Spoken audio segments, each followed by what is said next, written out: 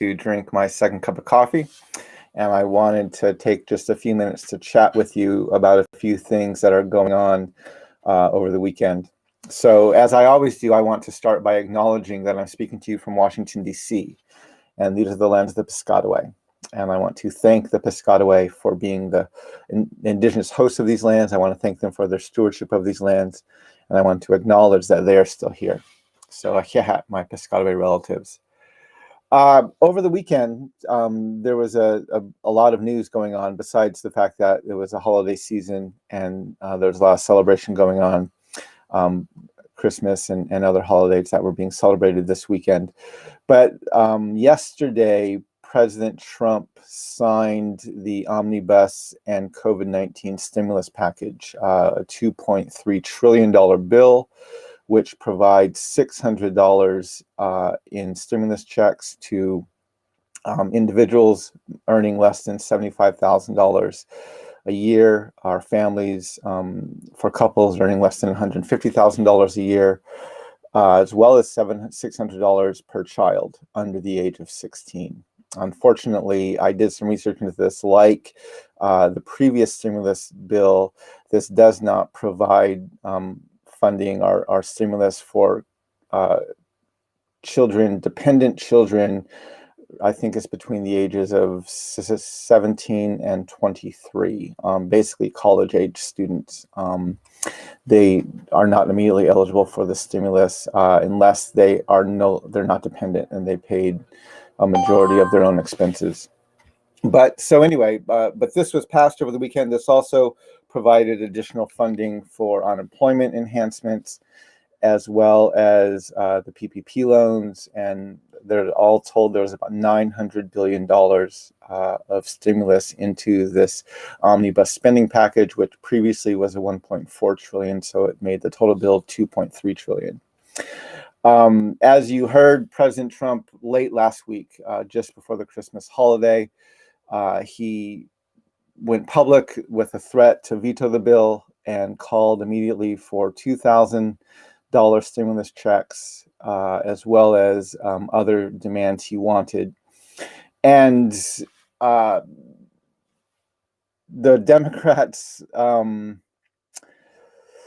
supported him, which I understand why they would want to do that or why they would think that might be helpful. But one of the things I tweeted immediately after his statement last week was, we need to remember President Trump is not interested in getting more stimulus to people. That's not his goal. He has all the symptoms of a narcissist, and he is trying to figure out how to stay in office, and he's trying to figure out how to stay the focal point of attention. He is not interested. I cannot reiterate this strongly enough. He is not interested in the American family and in the struggles of the American people. That's not his primary concern. And so it was frustrating to see Democrats begin to advocate with him, and then to begin pointing at Republicans who, yes, we should have had a higher stimulus package.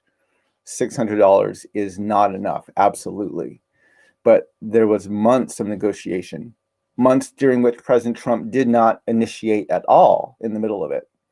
And this negotiation was finally reached. And now is what we saw happen. He makes this statement at the last moment, and it delays the signing of the bill. And now there are actually millions of families who are seeing their unemployment benefits lapse, even just for a few weeks, because this was not passed immediately. And I think it's part because the Democrats encouraged President Trump, and they used his narcissistic behavior as another weapon against the Republican Party. And I believe that's one of the reasons why Trump took so long to sign the bill. And now there's going to be a vote in the House today, and that the Democrats most likely will pass a larger spending bill.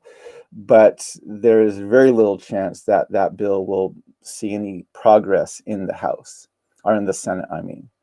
And the thing that we have to make sure we pay attention to in this process is Trump wasn't only voicing his desire for greater stimulus. right? He wanted that provision that protected internet companies out of, and this wasn't even the spending bill, but this was out of the military budget that is probably going to get that was vetoed last week as well, and is probably going to get overridden on Tuesday, tomorrow. But he wanted that removed. He also wants an investigation into election fraud. And I tweeted yesterday something to the effect of the naivety of Nancy Pelosi and Bernie Sanders and Elizabeth Warren and other senators is astounding, right? I can't believe that they are encouraging this behavior by Donald Trump. He, again, is not interested in the welfare of the American family. He is desperately trying to do everything in his power to stay in power and to maintain his center of attention for the globe. And this vote today is going to encourage him to get Republicans not only to support a larger stimulus, but to support a deeper investigation into his conspiracy theories of voter fraud. And he is trying to whip his base into some kind of a frenzy. And I do not see how anything healthy can come out of this. This is the one point where we need both parties to remain committed to making sure that President Trump doesn't do more damage as he goes out the door, which is what he's trying to do. Yes, this bill was abysmal, and there absolutely needs to be greater stimulus for working families. Absolutely. I promise you, letting President Trump have his way is not the way to make that happen. That's not going to end up being beneficial for the nation. And so I'm actually concerned about what's going to happen now, as basically the Democrats are fighting Trump's battles for him. And I'm concerned that what that might lead to, not only in the next week until this Congress adjourns, but up into the next few weeks leading into the inauguration of President Biden, President-elect Biden, but also the leaving of office of President Trump. So anyway, this is a concern for me, and I am concerned that the Democrats are fighting President Trump's battles for him, and that it's going to lead to greater chaos in the coming weeks, not less. And I'm glad the bill got signed. I'm glad there's going to be some relief going out to American families in the near future. Yes, it is absolutely inadequate. It's a much lower amount that needs to be had, but we need to have that debate after Donald Trump leaves office, and when at least there can maybe be some sort of agreement that we're not going to cause mass chaos during the midst of this. And again, Congress hasn't demonstrated an ability to do that well. But anyway, that's my biggest concern right now. So anyway, I wanted to just talk about that for a few moments. I also want to talk about, if you've been paying attention, COVID-19 numbers are going through the roof, not only here in the US, but around the world. And travel was absolutely through the roof. I heard that on Sunday there was 1.3 million, almost 1.3 million people going through the airports, which is the highest number reported since March. And just like after Thanksgiving, that will most likely lead to an increase in infection rates and increase in hospitalizations. And when we have states like California that don't have occupancy in their ICU beds anymore, there's a lot of concern that this is going to cause even more, not only sickness, but even death in the future.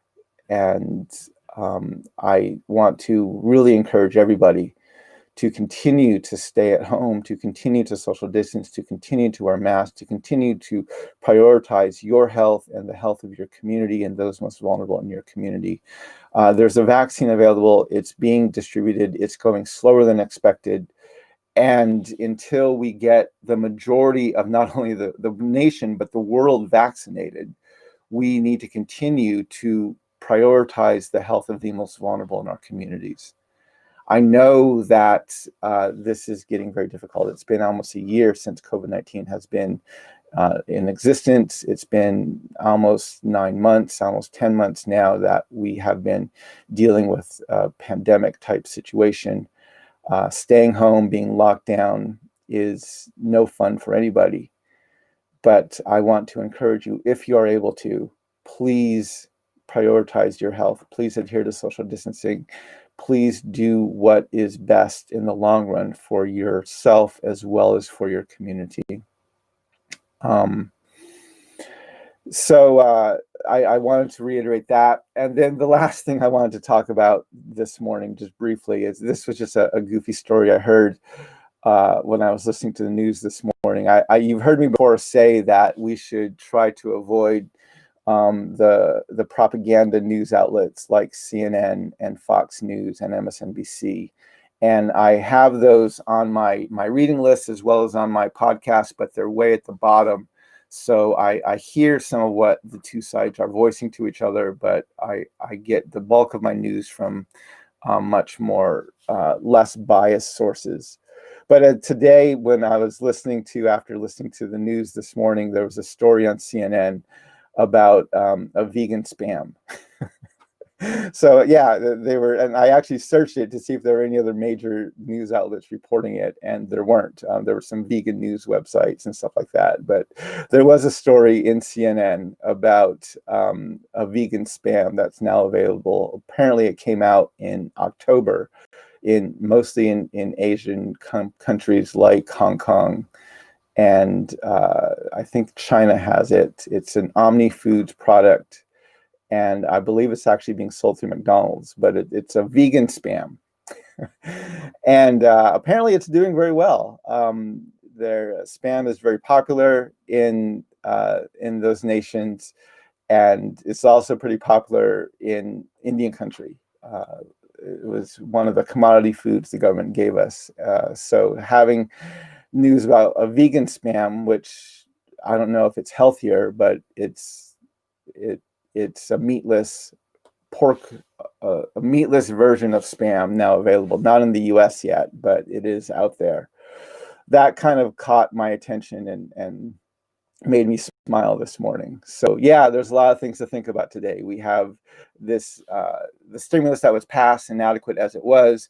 We have Trump's demand for larger stimulus checks. We have his ongoing demands of investigation into voter fraud. We have these rising COVID-19 numbers and infection rates, and we have vegan spam. So there's a lot to be thinking about today.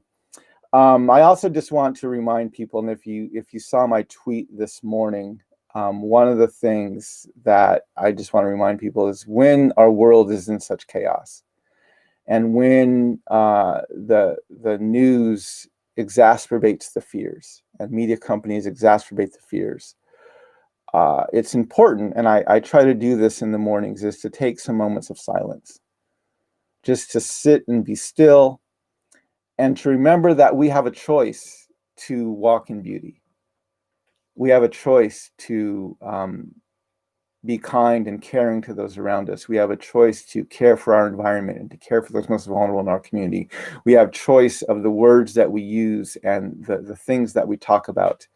And I want to encourage you to recognize we have that choice today. We don't need to respond out of fear. We don't need to exacerbate people's fears and anxieties, but we can choose to walk in beauty. Continuing to fight for the things we need to fight for, continuing to advocate for the things we need to change, but also to recognize that we have an opportunity to walk in beauty. And I hope you'll do that. Also, one last thing I want to mention is I'm going to begin doing at least one live stream a week, hopefully, over the coming weeks and months about my book, Unsettling Truth, the ongoing dehumanizing legacy of the doctrine of discovery. And on Wednesday this week, around 11 a.m.